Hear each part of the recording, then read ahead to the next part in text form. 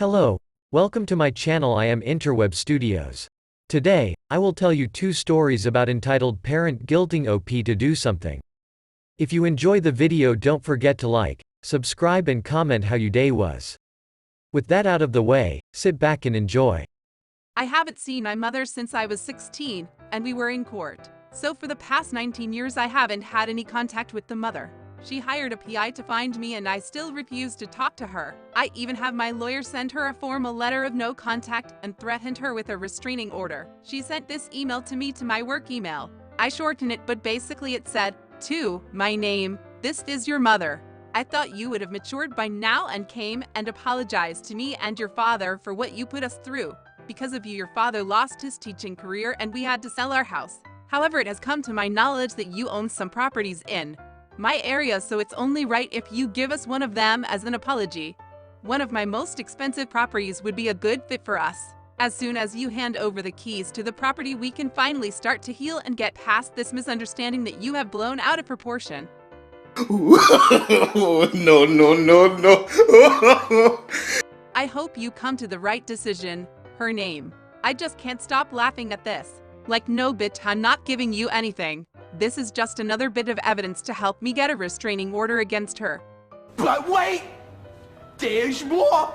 Now on to the update. Guess who's on Reddit and just so happened to see my post? I got another email from her demanding an apology for making her look bad on social media. She now has given us a deadline to hand over the keys to my house. I forgot to tell you all that the most expensive property I own is my family's home, the one my husband and stepkids live, but she's willing to compromise and take the apartment that I bought for my auntie. Oh, and am I supposed to let my younger sister, who I've never met, use my 2-bedroom apartment for free? I mean, after reading my post and seeing over 600 comments about how crazy and entitled she is, and she still thinks she's in the right. Emailing me on my work email and leaving fake reviews online. She left too with her actual name has given me another evidence of that restraining order. So I guess I should thank her of making it so easy for me. Down in the comments. Keep fighting to protect yourself. I know it's not just me who is curious of what they did that caused you to have to cut them off. And how the duck could you be responsible for your dad losing his job? My stepdad accused me of the same thing. He was a journalist at a local paper. He was reported to CPS by my school in 5th grade because they found bruising on my arms from abuse. He was fired when the police report reached his editor. But almost 30 years later, it's still my fault. Was still bringing it up in 2020 while my mother was dying from cancer. Some parents just are horrible human beings. My stepmother accused me of her losing her job too. After CPS was involved, she wasn't allowed to work with children anymore and she had been a pediatric nurse. It was a very convenient excuse for her to never work again. Not that she had been working since she married my father anyway, and all she had to do was beat the shit out of me. As far as I know, she still blames me for it. I needed to be beaten, after all. What? Make sure to check your properties. They will assert themselves as squatters. I can't give a house to someone so irresponsible that they can't hold down a job. Maybe try the Community Services League? Praying for ya. Responding at all is a terrible idea. Never respond to these types of people. The lion, the witch, and the audacity of this bitch. Get the restraining order, please. You think it is over? Nope. Right before I was going to post this video, OP provided another update. Let the saga continue. She was arrested. I have 3 properties. 1, the first property I ever bought and now rent out. 2, the big house near water aka my forever home. 3, the apartment I bought for my auntie/mum after my uncle/dad died. Properties 2 and 3 were not my biggest worries because my mother would only be annoying family, but 1 is rented out to a lovely couple and they don't deserve to be dragged into it. Can you guess which one she showed up to? She showed up at and tried to evict my great tenants with fake eviction notice. She told the girls that she was my mother and that I gave her authority to evict it.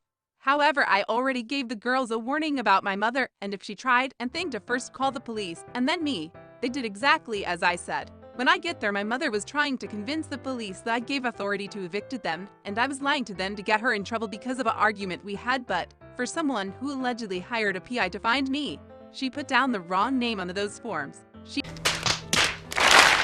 didn't know that I took my husband's last name. So she was arrested and I have a temporary restraining order on her and she is not to come near me or any of my properties.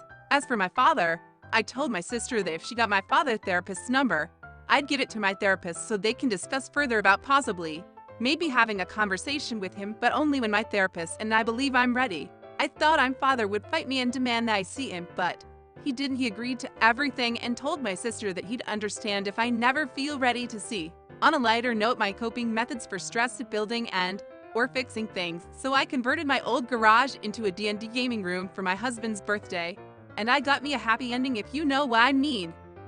And that's the end of that chapter. My mother said this years ago. My brother passed away suddenly from cancer in 2019, 27 hours after being diagnosed. He was 37. It tore our family apart from the grief. It has caused us to make up our living wills and how we like to be buried. I was close to my brother, so he told me what he wanted if he died 4 years before he did. I planned his funeral and everything. My mother trusted me and was pleased of how I planned it. The day after his funeral, we were talking about how we wanted our bodies to be handled after death. I told her I wanted to donate my organs and whatever is left, I wanted cremated and most of my ashes scattered. If family wanted to keep some, they can. My mother asked how else will she visit my grave. I told her I don't want a grave and again said they can have some of my ashes and plan a funeral if they like. I don't care if I get a funeral or not, personally. Then she told me it's a sin to not have your body intact when going into heaven. When I reminded her I am a non-believer, she started calling me selfish for putting a burden on her by making her think I'm going to hell for my body not being intact, and an atheist. Started calling me selfish for not having a grave for her and family to visit, and selfish for not letting family keep all my ashes. When I told her my body, my choice, my mother started to cry and she said, "Well, if you die before me, I'll make sure you have a grave. I don't care what you want. How could you be so self-absorbed?" I felt bad and apologized. She said, "Think about someone else for once. You know how selfish it is to want to pollute the environment with human remains." Yeah, I know now I said nothing wrong, but at the time, I felt like TA for not letting my family visit my grave, so that's why I apologized. Since then, I wrote a living will because I can't trust my mother to handle my wishes. Recently, when the conversation steered to death and burial, I again repeated my wishes. My mother said, "No, you're not. I'm not going to live the rest of my life thinking my daughter is in hell. I'll plan everything for you." Okay, Mom, down in the comments. If you haven't already made specific plans with a funeral home or other service for your body after you die, do so ASAP and make sure several people you trust have copies and know who to contact to take care of it. One of my family members was in critical care recently and I overheard my uncle telling his wife that while he is unconscious she should use the opportunity to get a priest in there to perform last rites against his will. Knowing my mom would likely support such an action as well, I've been making plans to set up a living will for myself, with specific instructions that anyone who tries to break it while I'm incapacitated should be removed from the premises by security or police if need be. Good idea. I need to write out a living will ASAP. Lol. So donating your organs after you are dead and no longer needed to people who may have a chance at life is now what is being selfish. Good to know. And if you die in a fire, you're automatically going to hell because your body won't be intact.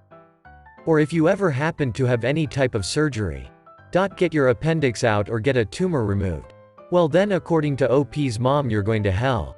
And with that, I hope you enjoyed the video. If you have made it this far, you must have enjoyed the video, so you will like, subscribe, and comment how your day was. And until next time, toodles.